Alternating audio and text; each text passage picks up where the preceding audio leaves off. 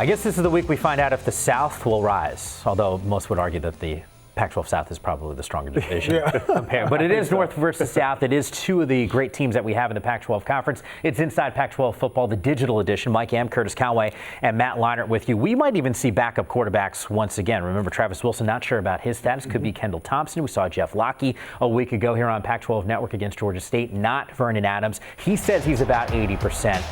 Throw the quarterbacks out for a second here. How does Utah pull off the upset in Eugene? Well, here's the thing. I'm going to bring the quarterbacks back in this situation because that's the most important piece to this game. When you talk about Oregon and their quarterback situation, right now, Vernon Adams, we don't know how well he is, how well the finger is doing. So if I'm Utah, I'm making him beat me.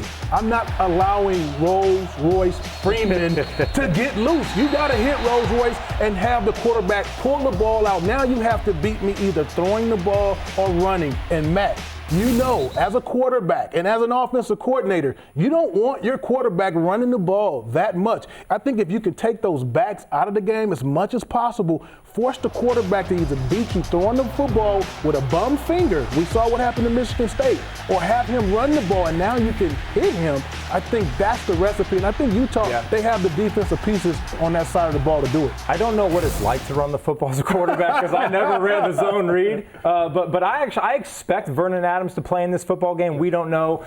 He's close to 100%, he says. And to disagree a little bit with you, Sue, I do think that he presents a more of a challenge than Jeff Locke to this Utah defense because his ability to run and his ability to improvise, run around, move in the pocket, and make plays. And I really thought in that Michigan State game, we saw the effects of him having a bum finger, a couple missed throws, but he also made some great throws in that football game with a broken finger. So he can do it. And then defensively for Oregon, this sort of plays into their strengths because Oregon, the secondary has been torched this year already. They're going to stack the box. They have to do everything they can to make Kendall Thompson throw the ball, but take away Devontae Booker and Kendall Thompson in the zone read game. I think it's just too much for. I love Utah's team, but up in Eugene, it's a difficult place to play. I don't see the upset in this football game. It's going to be tough, too, because as you mentioned before, this does play into the strength of that Oregon defense. It does. And Utah has not exactly shown that they are a juggernaut in terms of that passing game. It's been a heavy dose of Devontae Booker this season. Remember, when this game is over, the end of the night on Pac-12 Network, you don't want to miss Final Score. It's a full recap of everything that's happening in the conference. But, of course, for some of the details, some of the news and the notes, just follow us on Twitter. It's at Pac-12 Networks.